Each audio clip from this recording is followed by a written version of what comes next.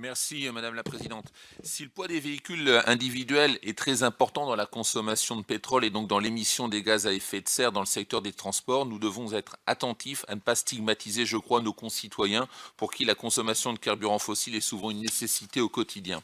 Si on additionne le fret routier, le secteur maritime, voire même l'aviation, c'est bien le transport commercial qui est le plus gros consommateur de pétrole.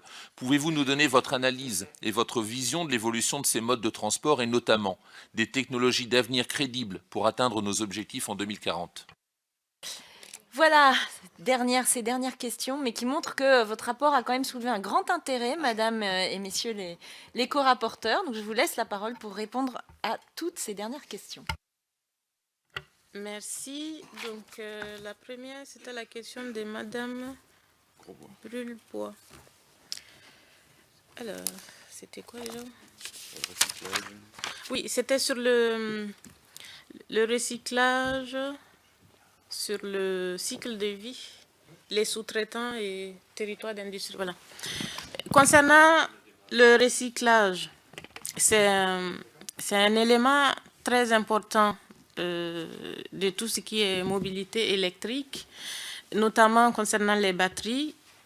Nous pensons que, étant donné que nous avons déjà la difficulté d'approvisionnement en matières premières qui vient quand même des pays étrangers, nous avons pensé que la seconde vie de la batterie peut aussi aider au déploiement de la mobilité, en ce sens qu'aujourd'hui, on sait que la durée de vie d'une batterie qui est utilisée dans une voiture électrique est de 10 ans. Ça veut dire que lorsqu'elle atteint 80% de charge.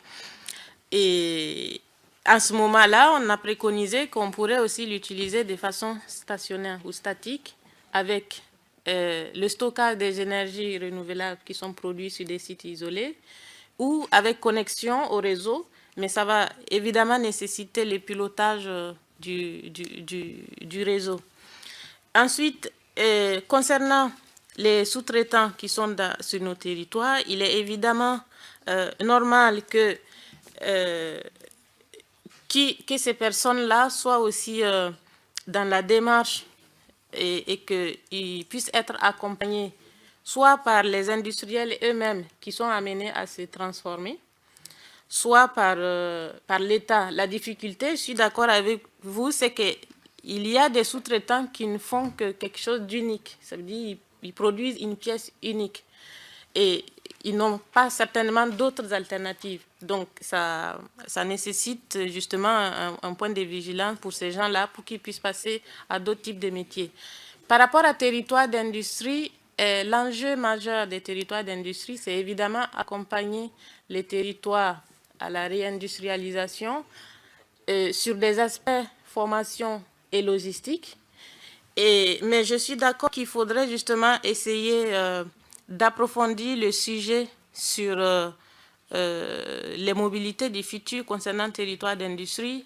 Est-ce que justement territoire d'industrie ne peut pas aider à cette transformation-là? Je pense qu'il y a des possibilités. D'autant plus que c'est sur des appels à projets. Donc si dans votre territoire, il y a un projet dans ce sens, je pense que c'est à discuter avec le ministère des Finances et de l'Industrie.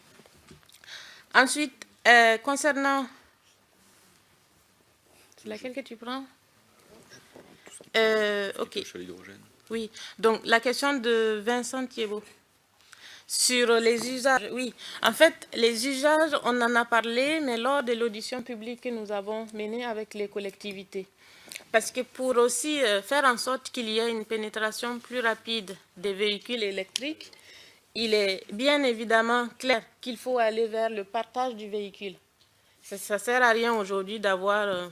en fait, ça ne sert à rien que chaque individu puisse avoir en fait un véhicule électrique qui ne soit pas utilisé avec une certaine performance optimale. Donc, ce qui est proposé, c'est que les employeurs puissent mettre à disposition des véhicules électriques, puisque aujourd'hui c'est cher à en acheter. Donc, il y en a qui le font déjà, qui les mettent à disposition de leurs salariés.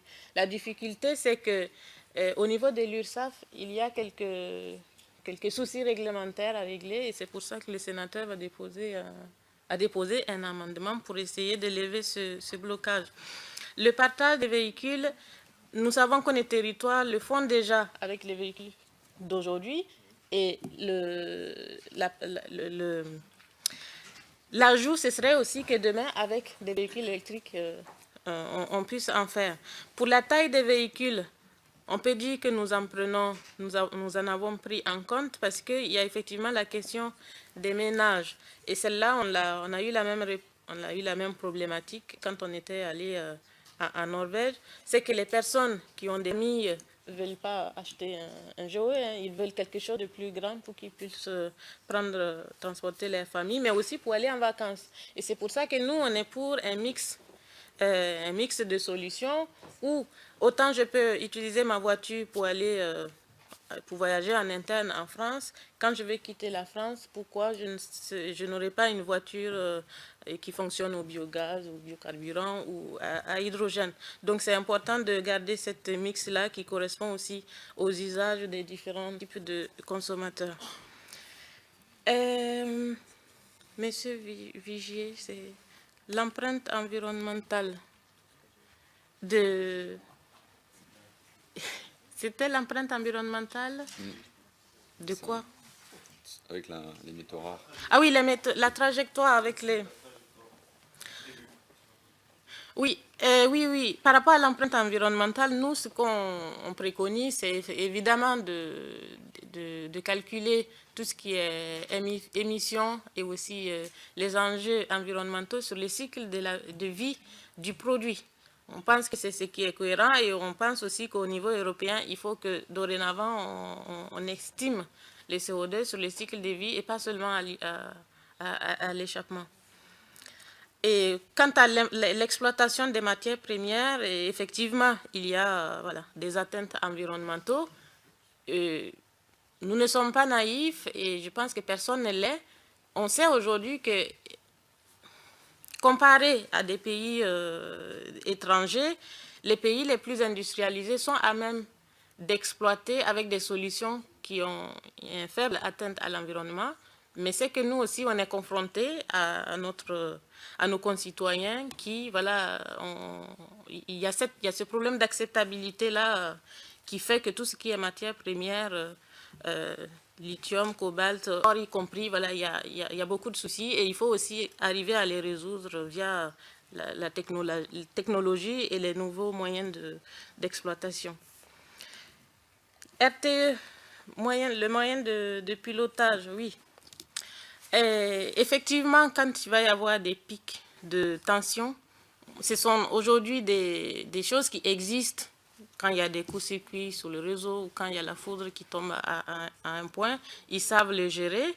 Mais aujourd'hui, on ne sait pas forcément anticiper les usages. Ça veut dire, on ne pourra pas dire exactement. On sait approximativement que pendant les vacances, comme tout le monde va vouloir voyager avec son véhicule, il peut avoir des pics de consommation ou des recharges à des heures données de la journée. Pendant les fêtes, pareil, mais ils nous ont assuré qu'ils savent le faire, à condition justement de pouvoir utiliser des équipements comme des compteurs Linky ou des compteurs Linky plus performants que ça, pour justement qu'ils arrivent à accéder à des données de consommation pour pouvoir anticiper les pointes à venir. Et l'autre souci à gérer aussi, c'est la recharge rapide, puisque la recharge rapide est amenée à se faire avec beaucoup de consommation d'énergie. Donc, la quantité de personnes qui seront connectées à un temps donné, il va falloir justement le gérer et ils ont besoin d'équipements plus performants pour faire ça. Mais sinon, c'est possible. La question de la donnée est fondamentale et elle concerne tous les moyens de transport du futur.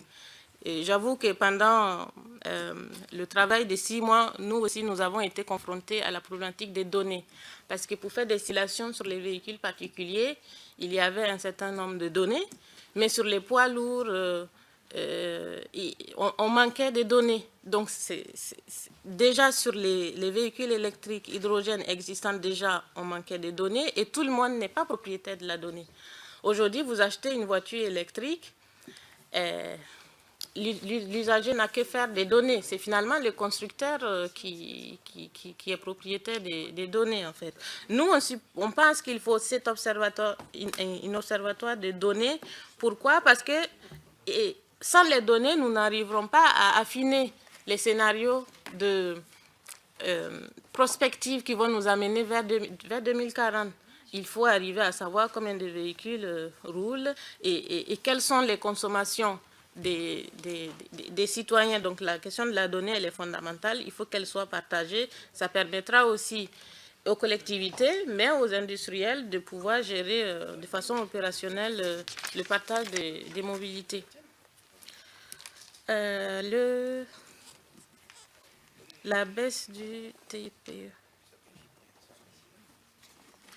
La baisse de la TICPE, on l'a dit, que c'est évidemment un problème et qu'il faut trouver des alternatives. Peut-être vous avez demandé si on avait des solutions. C'est peut-être essayer bon, je ne sais pas, de faire une taxe qui soit peut-être liée au kilométrage. Je n'en sais rien, ou peut-être au cycle de vie. Ou... En tout cas, il faut inventer quelque chose.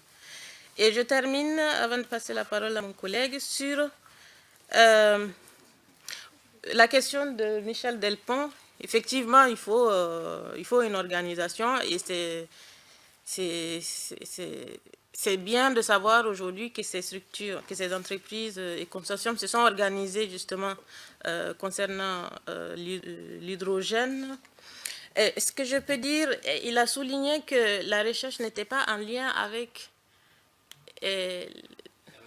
Voilà, que la recherche et développement n'est pas en lien avec les entreprises. Je rappelle qu'en France, nous avons de la recherche privée, de la recherche publique, et qu'il y a un lien entre les deux. Ça veut dire que il arrive que des entreprises financent des thèses dans des laboratoires, ça s'appelle des thèses chiffres. Il y a aussi le crédit impôt recherche, qui permet aussi aux entreprises d'embaucher des docteurs. Et quand on avait... La plupart des grandes structures de recherche collaborent avec des entreprises, forcément. Peut-être que le lien n'est pas aussi évident et qu'il faut le renforcer. Et là, je tiens à vous dire qu'il y a une émission sur la loi d'orientation des mobilités de la recherche qui va arriver et qui est portée par... dont Cédric Kivlani est rapporteur de cette émission. Et ce sera effectivement l'occasion de réfléchir aussi à quelle innovation, quelle recherche pour les mobilités futures. Je passe la question à Stéphane pour répondre aux autres questions. Oui, alors très rapidement, parce qu'on a bien noté l'intérêt sur le sujet, mais l'heure tourne et il y a de moins en moins de personnes. Je voudrais juste terminer sur l'hydrogène globalement. Il y a eu plusieurs questions là-dessus. Je l'ai dit, le plan hydrogène nous semble insuffisant au regard des enjeux et des besoins d'investissement dans ce domaine. Alors comment on fait? Quelle est la méthode là-dessus? Il y a quasiment un consensus pour dire que il faut mettre le paquet sur les flottes captives. L'hydrogène, ça permet d'emporter un stock d'énergie beaucoup plus important que sur les piles classiques. Et donc, c'est une technologie qui est bien adaptée sur les poids lourds, sur éventuellement le train. Il y a déjà un hydrogène qui circule outre-Rhin. Bon, voilà, donc il faut vraiment... c'est toujours l'histoire de la poule et de l'œuf. Hein, comment on fait pour développer une filière. Là, on se dit qu'il faut essayer d'implanter des bornes de recharge hydrogène autour de flottes captives et qu'ensuite, c'est ça qui va faire baisser les coûts. Et pourquoi pas, demain, une généralisation aux véhicules particuliers, mais on est vraiment dans un second temps. Il faut, compte tenu, hein, vous savez, une borne de recharge hydrogène, c'est 1 million d'euros, donc c'est quand même des investissements extrêmement conséquents. J'étais moi-même vice-président en charge de l'énergie sur l'agglomération d'Angers il y a quelques temps. Et quand on se pose ce genre de questions, on se dit, bah oui, mais s'il faut mettre 1 million par borne, par station de recharge hydrogène, évidemment, ça refroidit un petit peu, ça fait partie des éléments. Donc il faut aller plutôt dans ce sens-là avant d'imaginer, avant d'espérer une généralisation aux véhicules particuliers. Voilà pour la filière hydrogène dont on a pas mal parlé. Sur la protection industrielle et l'accompagnement, c'est une question qui a été posée sous plusieurs formes tout au long de la matinée. Il ne faut pas oublier que d'une part, il y a la prime. Il y a les primes d'achat au moment de l'achat. C'est une forme de soutien pour vendre des véhicules propres. Et puis, il y a l'accompagnement de l'État dans la recherche. Tout ce qui favorise la recherche sur ces technologies, on parlait de la production d'hydrogène, production propre de l'hydrogène, eh bien ça participe aussi à l'accompagnement des industries qui ensuite vont utiliser un moteur, alors on dit moteur hydrogène, bon, c'est juste le vecteur énergie, mais bon, vous avez tous compris. Voilà, et puis dernière chose sur l'analyse du cycle de vie. Oui, il faut pas, il faut, ça va être vraiment le challenge là-dessus. Il faut convaincre la population qu'en réalité, on ne peut pas raisonner simplement sur un coût d'acquisition. Il faut qu'on raisonne, c'est l'idée du label aussi. Il faut qu'on raisonne sur l'ensemble du cycle de vie de la voiture, de la production jusqu'au recyclage. Et c'est ça qu'on veut essayer de mettre en place pour convaincre aussi qu'il y a des bienfaits. On a beaucoup parlé de la supportabilité de la suppression, la diminution de la TICPE. On n'a pas évoqué les gains en termes de santé, par exemple, en termes de santé publique. Moi, vivre dans des villes dans lesquelles on dit qu'il y a plus de morts de la pollution que d'accidents de la route, ça m'interpelle quelque peu. Interdire la pratique sportive parce qu'on nous dit qu'à telles heures ou à tel jour de l'année, on ne peut pas, on respire trop de particules, ça m'interpelle aussi. Donc on a aussi des gains sociétaux à aller dans ce sens-là. Bon, mais ça, c'est pas chiffré, évidemment, dans les centaines de milliards d'euros qu'on a évoqués tout à l'heure. On n'a pas le retour sur investissement, je dirais. Voilà, je ne vais pas être plus long, il est 11h53, on avait dit midi. Merci, chers collègues. Et j'ajoute juste qu'il y a quand même eu un chiffre qui avait été fait par nos collègues justement sénateurs qui avaient estimé à 100 milliards d'euros par an